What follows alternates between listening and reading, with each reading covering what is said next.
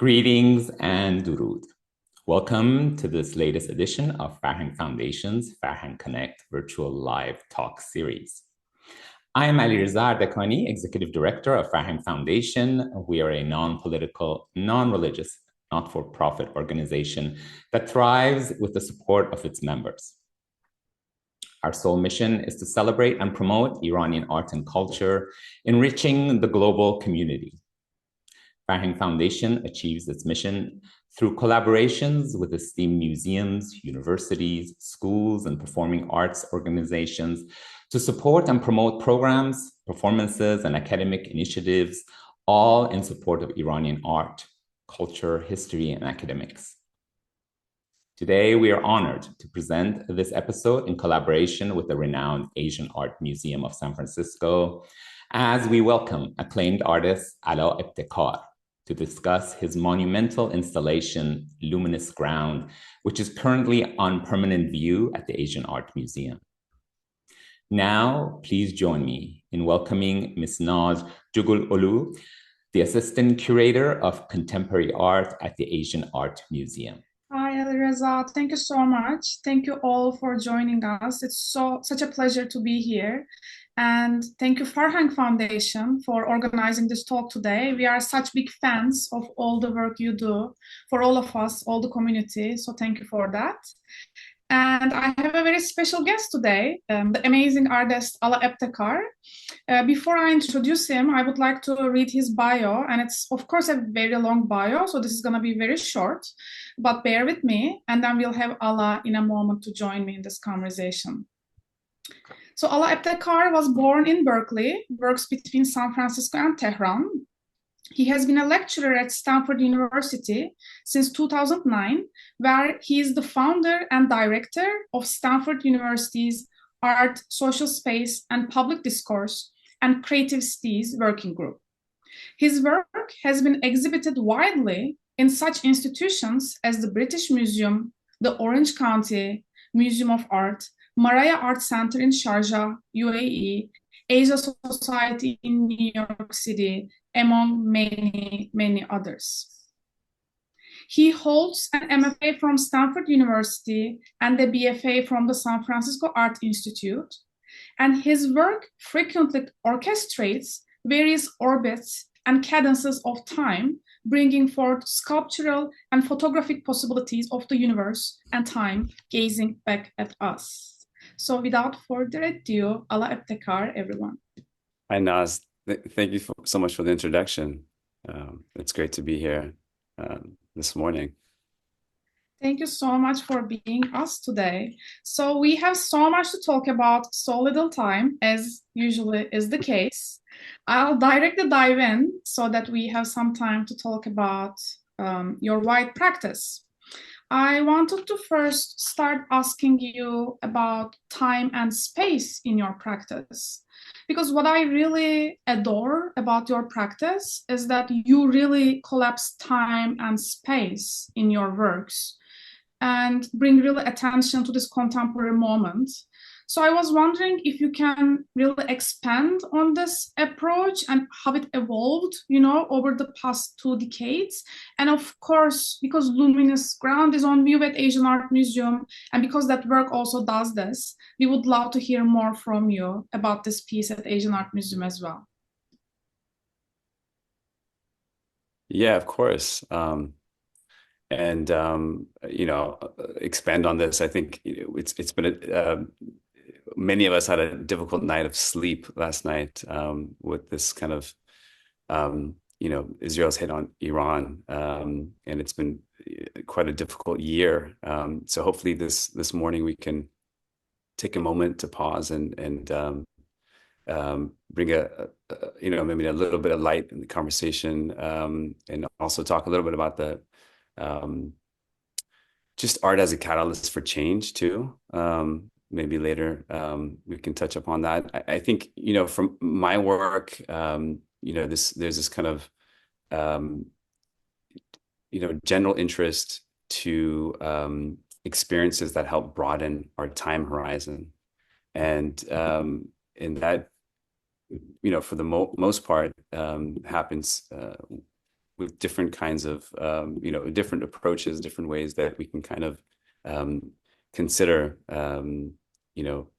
approaching an artwork, but also how do those experiences help shift our this kind of our way of navigating this contemporary moment. So my medium is essentially, I think of as light and time.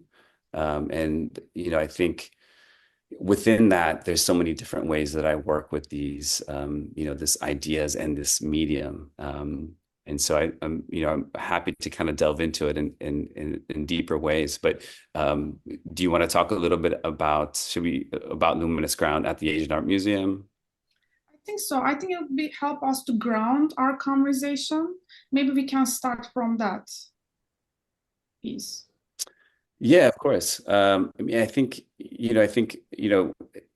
to kind of zoom out for a moment, I think, there's a kind of an artwork here that we're looking at, which is essentially 1800 ceramic tiles. And these tiles have been hand molded and hand fired to this kind of something solid, solid enough to be treated with a photographic solution and then put out in the sun, and working with different kind of imagery for this specific installation. I'm working with a Hubble telescope image that is essentially looking at about 12 billion years of cosmic history, and then with the light of the sun, this work is essentially birthed.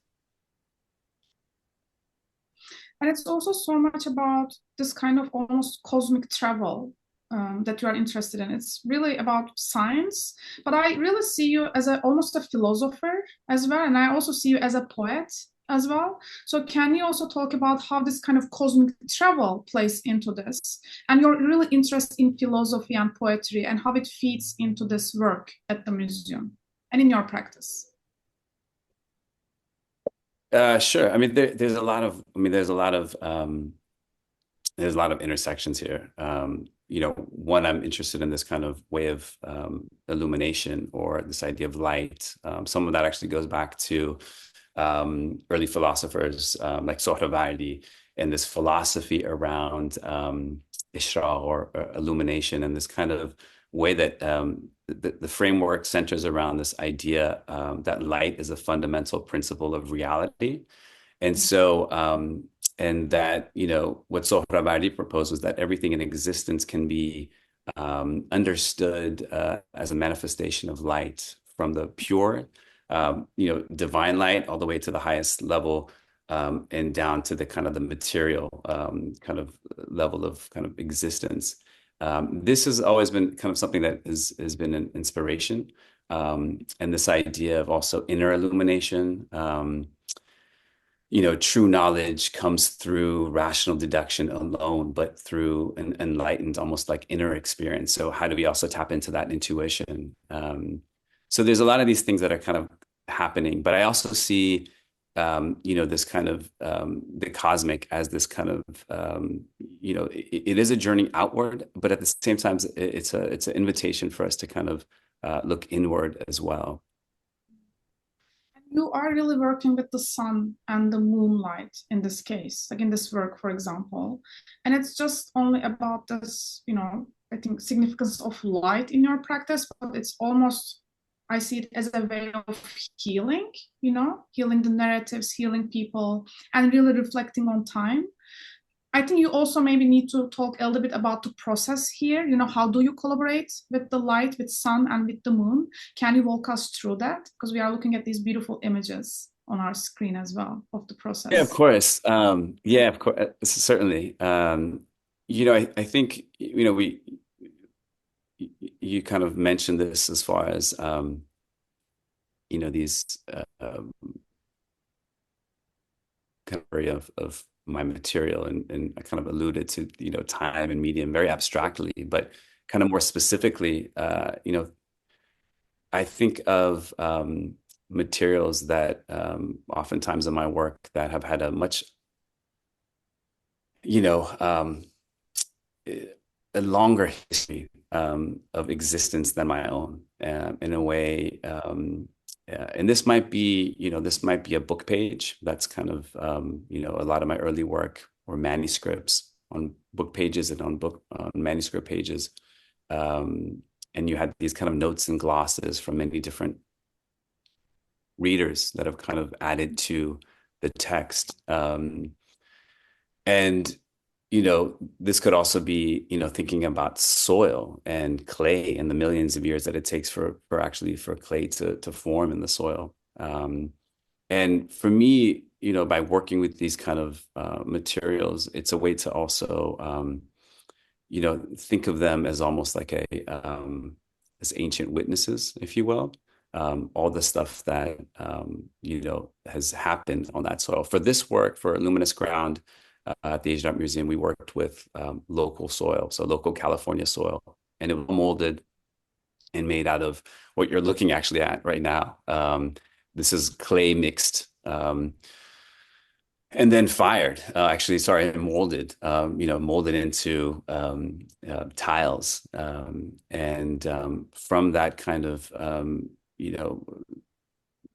process of molding these, I think what's important for me is to think about how we can consider these materials as seeing or have been witness of the many different things that have also happened on this land. A lot of things that have been invisible or have been kind of discarded or unwritten. So this is an opportunity for us to kind of explore that in maybe in deeper ways.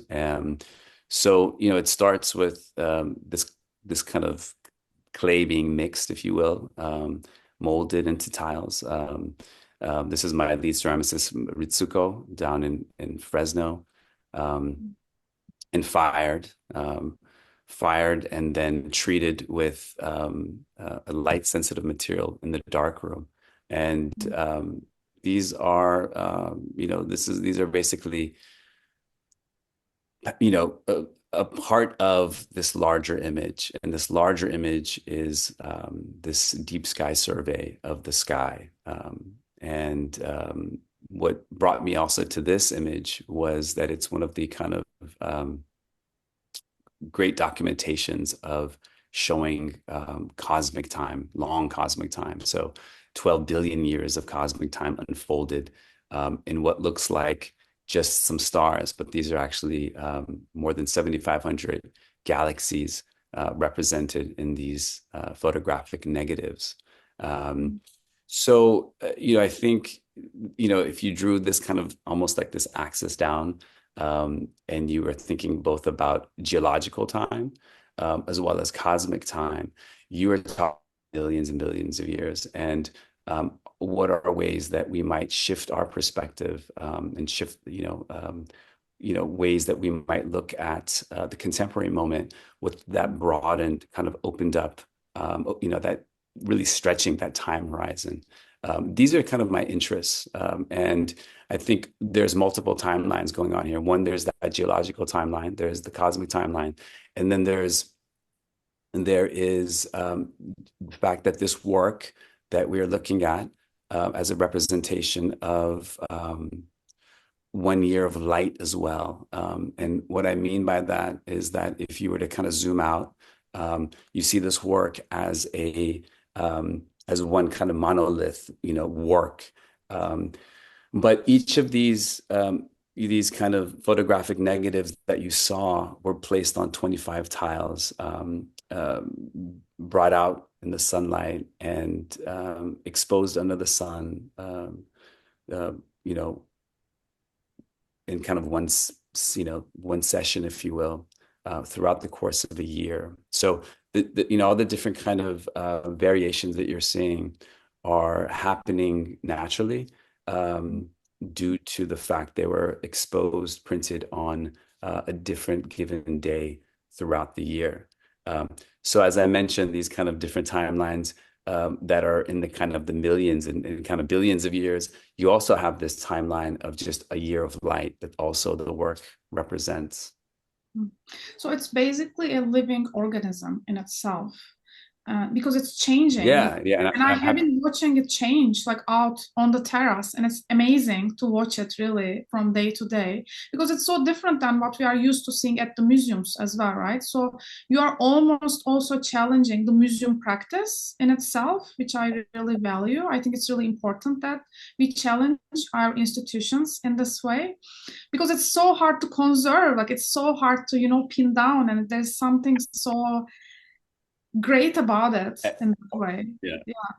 And well, I think it's a conservator's nightmare, right? Especially for conservators that are working in the with ancient objects that have are centuries old, and here is something that is meant to change. And absolutely, I think that was one of the initial things that we discussed with this work, that it's gonna evolve, it's gonna change, it's gonna be look different in every season. And I think for the museum setting, for things that are oftentimes controlled and in a kind of in a vitrine, this hopefully does challenge that, as something that is not just a representation of the past, or of these kind of timescales that we just discussed, but it's also it's a living work, and it will change moving forward as well. Yeah, and it's also really challenging, as you said, this kind of human-centric focus. And when we were working on this piece with you, and I had the pleasure to have these conversations with you, so I know that you were also really inspired by Khayyam and his poems. And at some point you said that, and having experienced this piece, on the terrace, like it really just being in front of it, and knowing the story of it, you feel so small, I have to say, as a human being. So it's just a constant change of perspective. And this, I think Khayyam has this poem that's like just drinking wine and watching the stars. Like we are looking at ourselves from the moon in this perspective, and like realizing how small we are.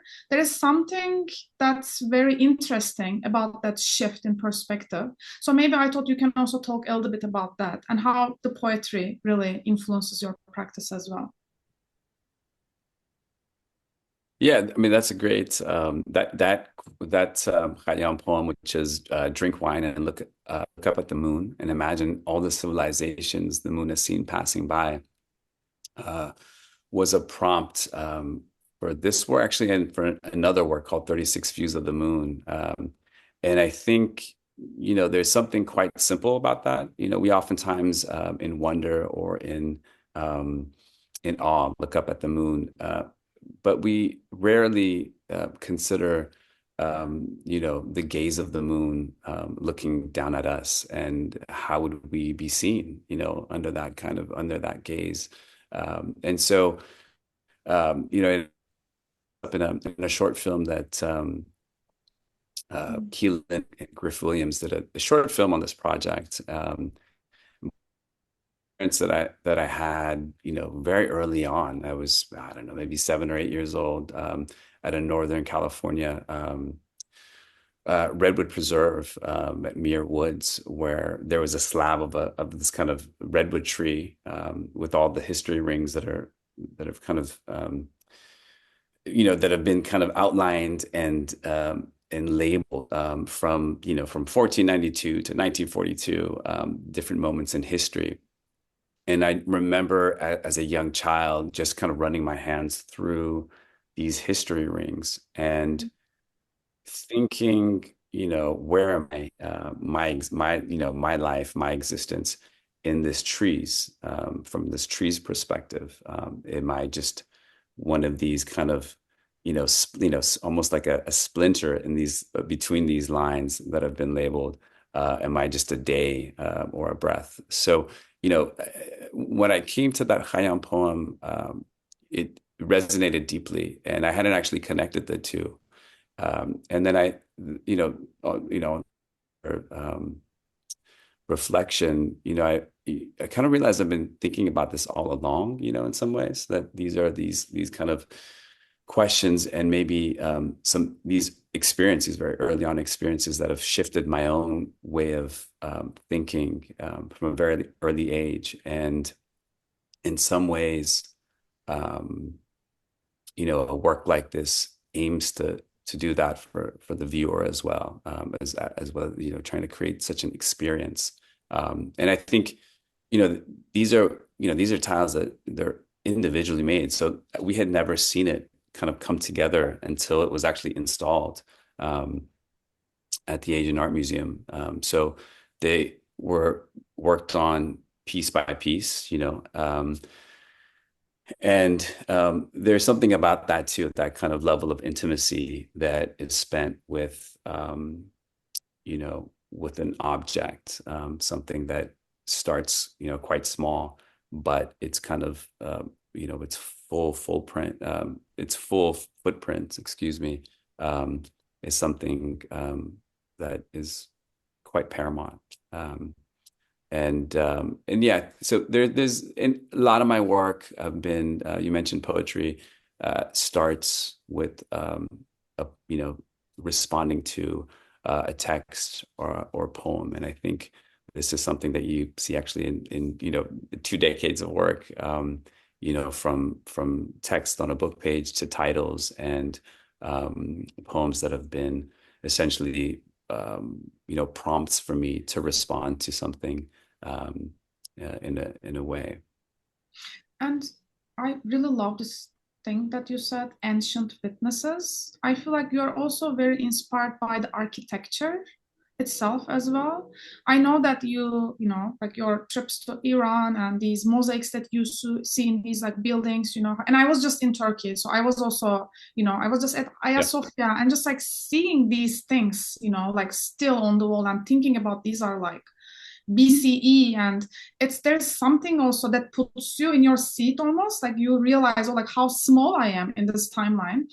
But I guess I want us to talk a little bit about the inspiration from the architecture and mosaic and history itself, and your trips to Iran and how they inspired this work and your practice. Yeah, of course. I think here's an image of Ali Rapul that I took in maybe about a decade ago. And, I think in some ways that what I'm doing here is not that far off as far as just, there's a depiction of Jannah, the paradise in many of these spaces. And, I think of some of the work that I do as maybe a continuation of that lineage, and it's actually image. I think it's interesting. This specific photo, when I took it, I had just come from London. Actually, we had done one of these kind of freeze projects, and I was kind of been in that space that well, right? This kind of the fast pace, of things in those kind of art world kind of fairs that are quite fast and a bit overwhelming. And I came to Tehran, and then from Tehran went to Esfahan, and I remember going through. I was right here actually. I was in Esfahan, and I was going through this kind of this arch of one of the spaces, and there was a young man working on restoring some of these tiles. And I remember asking him, this is remarkable work. How long have you been working on this? And he said, about 7 years. And I said, that's a long time. He said, no, my Ustad over there has been working on this for 30. And I said, wow, 30 years in this whole place. He's like, no, just on this, just working under this this archway. And I thought, there's something about one kind of devoting yourself to a practice. One this is a space that was built during the Safavid era. So you have a few centuries that is already it's kind of withstand, but also a kind of practice that is, they're not signing this work. They're just helping kind of,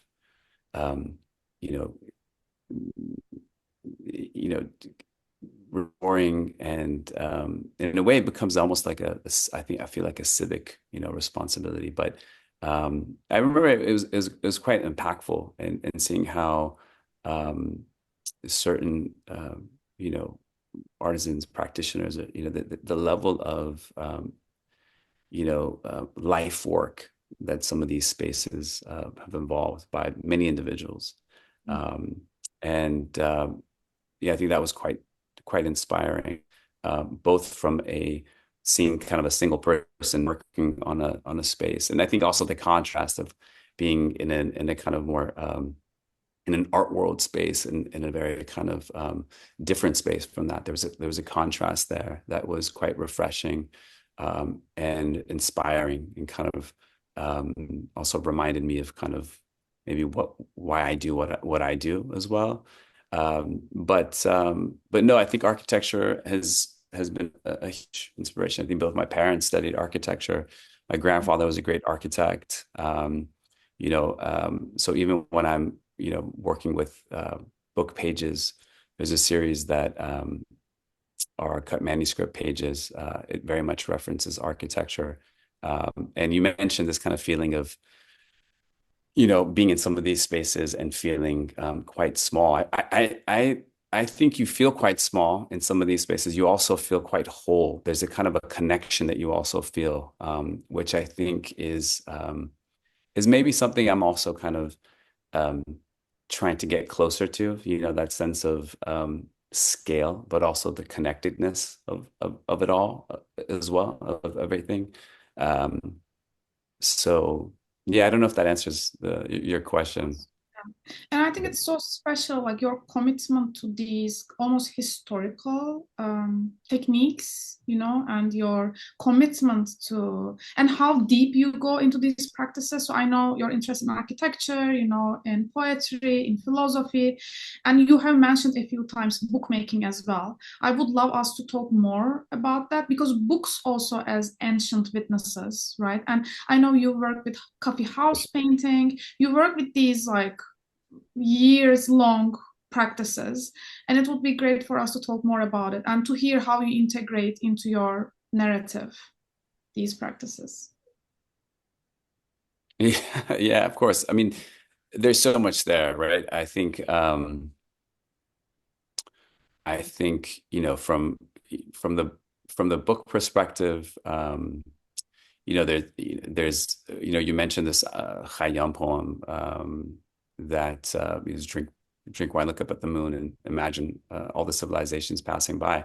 That was a prompt for this work called 36 Views of the Moon. It's actually the work we're looking at right now. That was essentially a century of text that references the moon. That was also brought to being by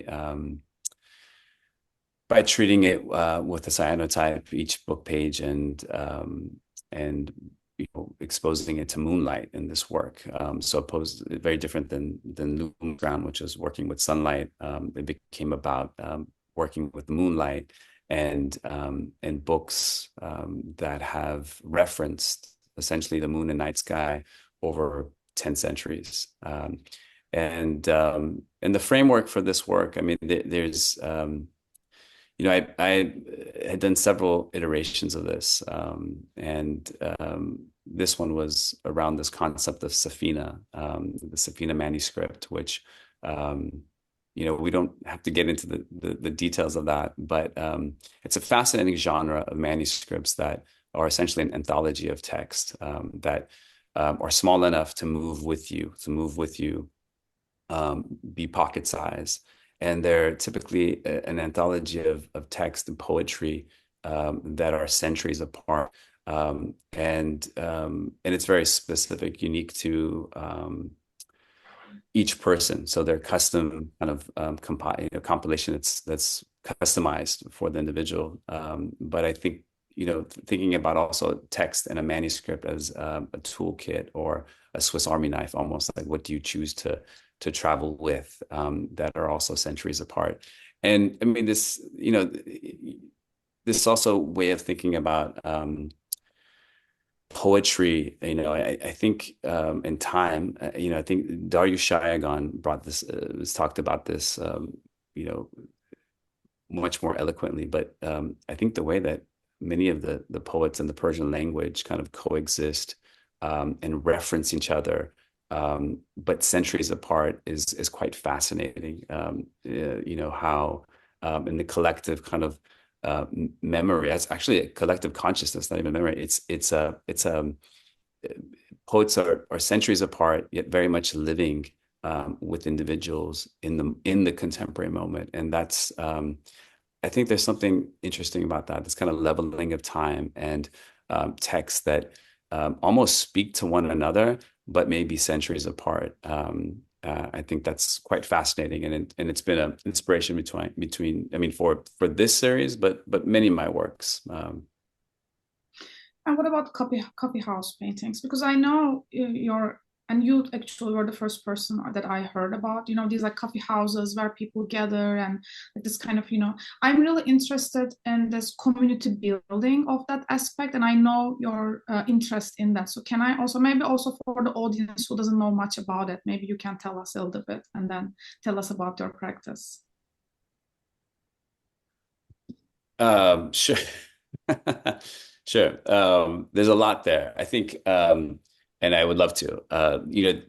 There's I had actually gone back to Iran when I was 19, and I studied there. And actually, initially, I was studying miniature painting and book illumination, Tasib Kari, and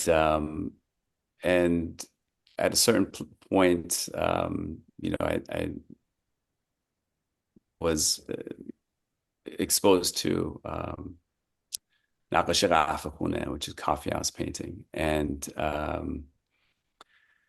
that's has a very different kind of history, and what I was probably most inspired by was the level of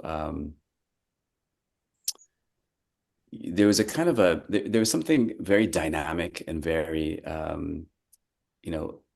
it felt very expressive, and it also was found in these social spaces, which were coffee houses. So it felt very much part of a space. It didn't feel like a work that was produced in a studio and taken into an institution or a gallery space, but it felt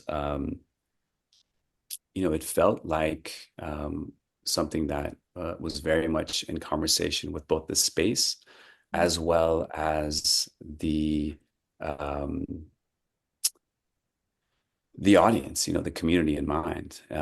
So I gravitated towards that, and was fortunate enough to find a coffee house painter, Mohammad Farahani, they call them Mohammad Darvish, that I studied with for that year. But then I went back for about at least 7 or 8 years and worked with them in the summertime. And I think what's also different is that there's many of the actual images that are being depicted or being painted might not be that different from some of the manuscript paintings, but the scale is different. All of a sudden, something that might have been painted in a very kind of almost very kind of precise way in a manuscript, all of a sudden is very large scale and is done in a much looser way. And the colors are, a lot more, there's kind of a boldness to it, if you will. And on top of that, there's a oftentimes there are someone who's called a naqad or a pardekhan who would stand in front of a painting and recite these stories within the coffee house setting. And to me, you can't really. It's hard to separate all these things from one another. The space, the context, the naqad, the painter.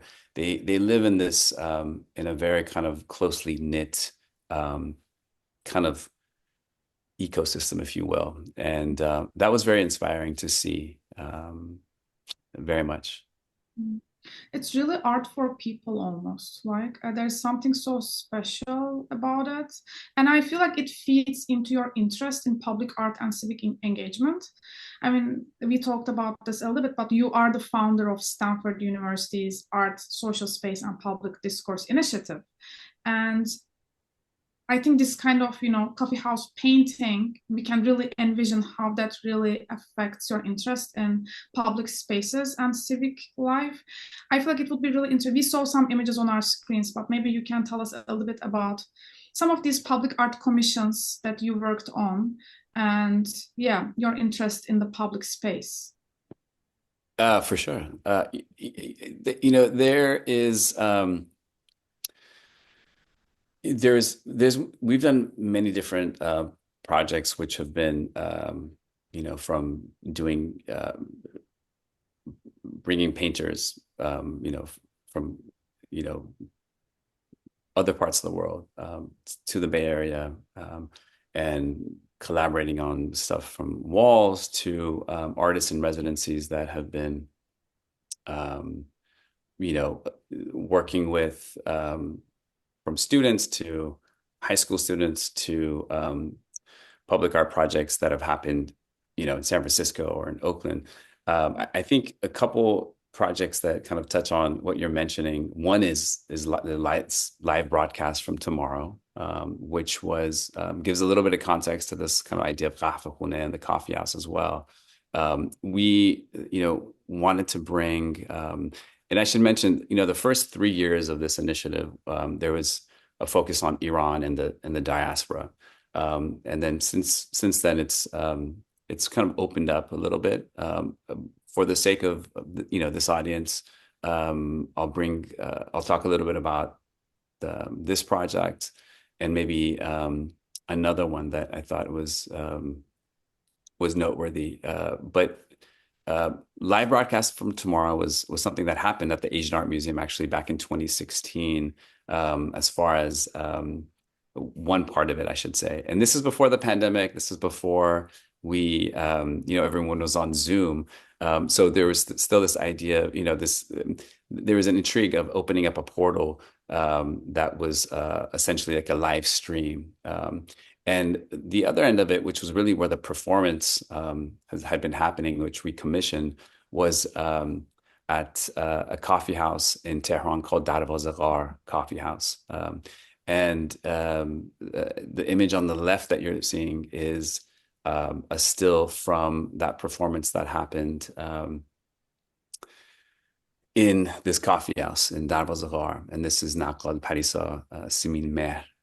That is, doing her recitation of this story from the Shahnameh. But just to kind of give you a little bit of a framework, we also called it live broadcast from tomorrow because, this was happening the day, right? Iran is 12 hours or so ahead. So this event at the Asian Art Museum happened on Thursday night. Live, it was Friday morning in Tehran as this performance was happening in the coffee house. There was a lot of conversations about, as this initiative looked at the history of public, essentially looking at the history of artistic engagement in public space. And one of these art forms that we're really interested in was Naqali and Pardakhani. And so when we were trying to fundraise for this, we actually, there was conversations around, well, bringing a naqal here to do, some naqali. And this has happened. I think, they've done this at the Met, I think at the LACMA. I was very much not interested in that. I mean, I think that could be great as well. Don't get me wrong, but I think there would be something missing in the sense that so many of these, this kind of, this genre, this art form is so much. It's hard to kind of take it out of its context. You really have to really consider the entire context. You have to consider the painting that's in the background. That's a painting of actually my former mentor, Mohammad Farahani. It's Rostam and Sohrab, this famous moment where they're kind of fighting each other, not knowing their father and son, and the audience. There's actually many. There's some stories of because they would do these naqali performances in the evening or in the afternoons, but they would leave you on this kind of cliffhanger as far as the story. So build this kind of climactic kind of moment, and then ways to bring you back the next day for the conclusion or the next chapter of the story. But there are stories of audience members actually throwing money at the naqal the night before Sohrab dies in this story, in a way hoping to change this 1,000-year narrative. And so we wanted to bring attention to all of these things, right? One is that this art form that is practiced within the coffee house. And I mean, I think coffee houses, you have to think about them as yes, they are privately owned, but they are also this kind of extension of a free, public space. I'd consider them a liminal space that really blur the boundaries of private and public. They're also a space where common folk and intellectuals kind of engage, and I think that results in this in the creation, exchange, and really the kind of thinking about public discourse. It's also a space where becomes almost like a pedagogical kind of space where history and memory kind of they somehow are negotiated and come together. There's a naqal, but there's also these smaller pockets of conversations that happen. There's Sufis preaching. I mean, history of it at least, right? The history of it. This specific coffee house had actually banned naqali after the revolution, and it was actually the first time that naqali had happened in over 40 years. So there's a lot of interesting, I think, aspects to this genre of really storytelling, but it's a very performative and beautiful way of kind of bringing many of these paintings also alive.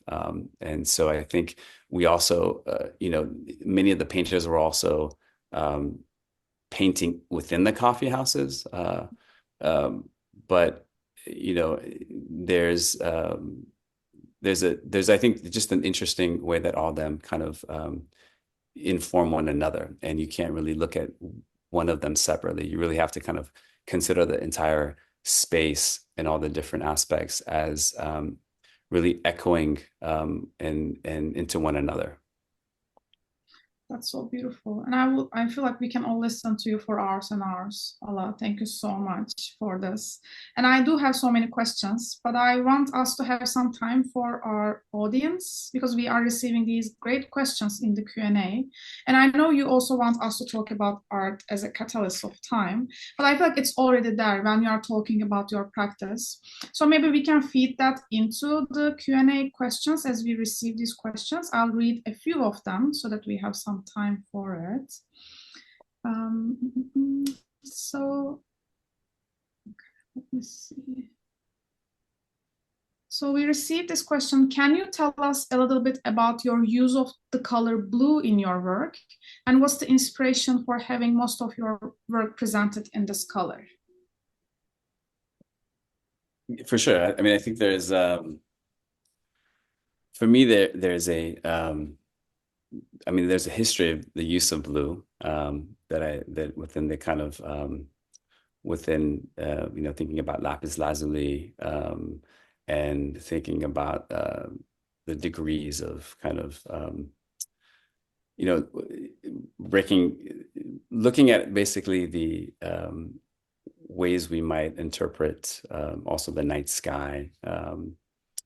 For me, the process of you know, kind of coming to this almost this indigo you know, color goes back to early stories actually that my mom used to tell me of and folks that are in the Persian language speakers are familiar with this, but Zira Gombade Kabut is kind of under the indigo dome. And every story kind of started with that, Zira Gombade Kabut, under the indigo dome, and the story would be a different story. But it always started with that. And it felt like there was something all-encompassing that under this indigo dome, our story, this is the story of today.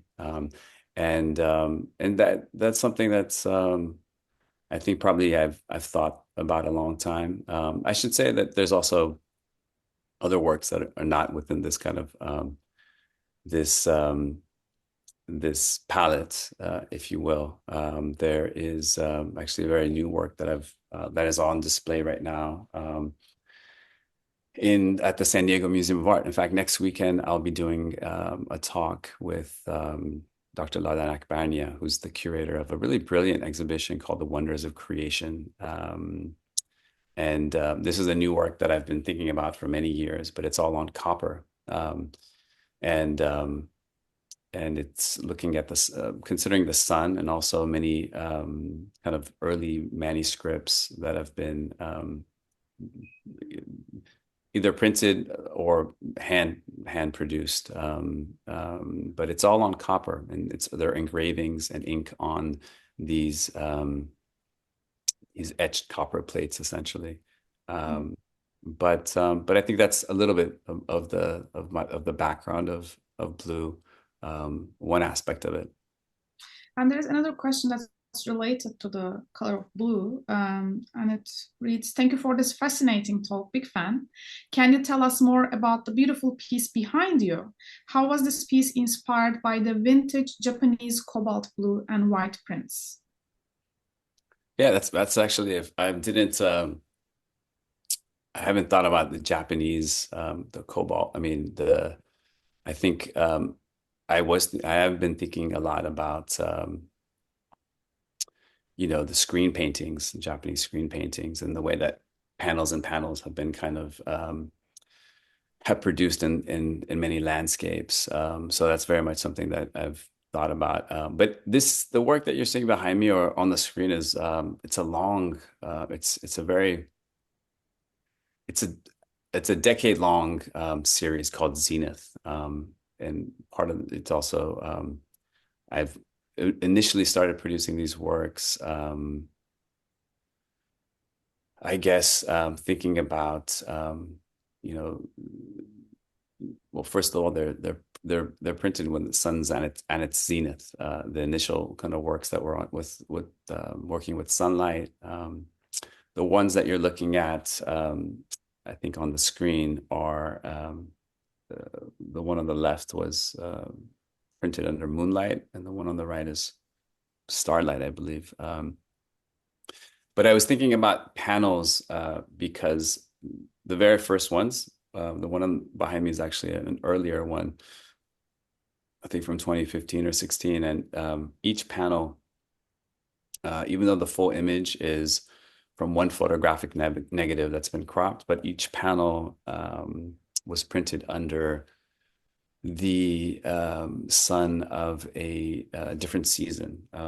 And typically these take me a long time. So they're I would do them in series as far as each panel sometime during the fall or the spring. And the four for me was the kind of a union of representing a year of light. So the same way that luminous ground is in a way a recording of a year of light. These four panels works were oftentimes working with sunlight exposures from four different seasons, making it kind of a year, embodying a year of light, or this kind of idea at least. Okay, thank you for that. And another question, as an artist with a global perspective, how do you see your work contributing to or challenging perceptions of Iranian art in international spaces?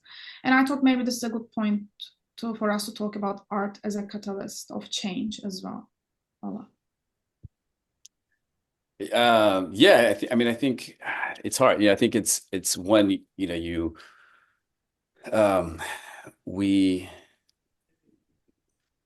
I think of my work very much site specifically, right? So the works that I produce, even within a gallery, whether it's shown in San Francisco or shown in Asia or the Gulf region, I think about it in how it can actually how it might create a different conversation in each of those spaces.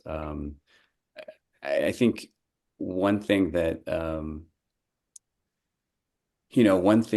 is I'm always thinking about, at least, is ways that that conversation could change, and how maybe a work that is a similar work but under a different framework can have a very different way of entering it. So 36 Views of the Moon, I first showed the first edition of in the Gulf region, and it was the framework around it was actually the show was called Safina, and Safina is both a genre of manuscripts that very few people actually know about. At the same time, in popular culture and language, it's used to reference a spaceship or a vessel, but this idea of both a book and a spaceship and ways that we might navigate, thinking about just that in itself. When I showed it in San Francisco, it coincided with the 50th anniversary of the moon landing, and at the same, and then there was this kind of, how we, looking back at this kind of glorious moment, but there was actually a lot of critique of that moment and the millions and basically the funds that were spent on this this moon landing, when there was all this kind of injustice happening in the U.S. And in fact, that same weekend that the 50th anniversary of the moon landing was, in the Bay Area in Oakland, there was a conference called the United Front Against Fascism conference, that was, and there was panelists speaking specifically about this crazy expedition that seemed kind of, what are we doing? And I brought in a lot of these kind of archives from that moment of a lot of the pamphlets and political, text, newspapers, as part of the that edition of 36 Views of the Moon. So I think I'm always thinking about ways that a work can have its, have this kind of cosmic, kind of larger, I guess, kind of speak to a lot of different, facets and aspects of what's happening, but through different communities and different ways of engaging with, where it is in that moment. I think this idea of kind of art as a catalyst to change, it's interesting because we think of there's always this question of, can art change, there's these questions that I I think it's interesting, but I also think it's the discourse is very different when we like, for example, when we talk about poetry. There's a great story that and for a lot of the individuals who are familiar with the Persian-speaking individuals in the audience, many of the Persian manuals on how to write poetry start with a story, and it's a story about it's a poem about Rudaki, and Rudaki, who's a 9th century court poet, has this poem called Juya Mudian, and it's a story about basically a king who has taken some time off to go to and I believe it's 10th century Nasir Ahmad II. So he basically has taken some time off to go to it's Bukhara or it's Herat. I think at the time, I'm sorry, it's Bukhara. So the capital is Bukhara, which is contemporary Uzbekistan, and he's taken some time off in his villa this spring and summers in Herat to go to Afghanistan. And 1 year he doesn't come back. He takes a long time to come back. And people get worried. All the people that are in the capital are, why isn't the king here? Why hasn't he come back? And the vizier and all the different people from the court urge the king to come back. People are getting a bit nervous. And months pass, and the king still doesn't come back. And the vizier, knowing that the court poet Rudaki is someone quite close to the emir, and the king listens to, asks Rudaki to convince the king to come back.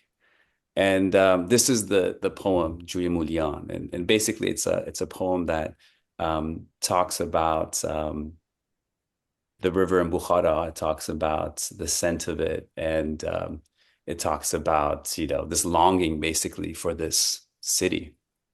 And the story goes that upon Rudaki traveling to this, where the king is in Herat, and reciting this poem that he had written while kind of plucking his harp, that the king,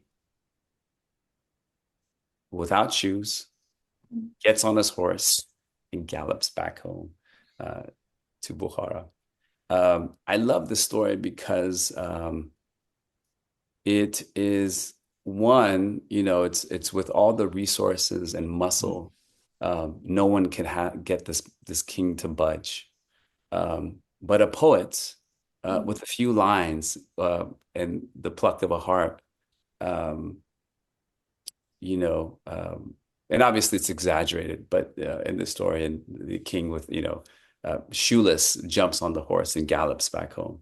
I think there's something beautiful about that, and also it shows the power of art and poetry, and I think the fact that it's also this kind of preface or introduction in many of these books on how to write poetry. The discourse isn't, can art be a catalyst for change? The conversation is very different. The framing is, this is the power, this is the capabilities, this is its potential. What will you do as you learn this medium? I think that's such a great place to end this conversation. Thank you so much. You are such a great storyteller, and thank you for leaving us with this gift of a story that we are always gonna remember. And thank you so much for doing the change with your art practice as well. Like as I said, I always think of you as a poet and as a philosopher. So like I think you are already doing the change. So thank you so much for that. And I would like to thank Farhang Foundation for having us today and all our audience members. Thank you for such a great conversation. Thank you. Yes, thank you, Ala John, for joining us today for this exceptional and inspiring talk. When I first personally experienced Luminous Ground in person, it simply blew me away. And ever since then, I wanted to learn more and have this conversation with you. So thank you for joining us today. We encourage you all who are in the Bay Area or visiting the Bay Area to visit the Asian Art Museum in order to experience this magnificent work in person. It's truly remarkable. Special thanks to Naz John and the entire team at the Asian Art Museum for today's collaboration and for representing art by exceptional Iranian artists at the Asian Art Museum. As always, we encourage you to visit farhang.org for all our latest upcoming events, talks, programming, and performances. Thank you to our audience for joining us from across the globe today. And we look forward to welcoming you again next time. Until then, we bid you all farewell. Thank you. Bye-bye.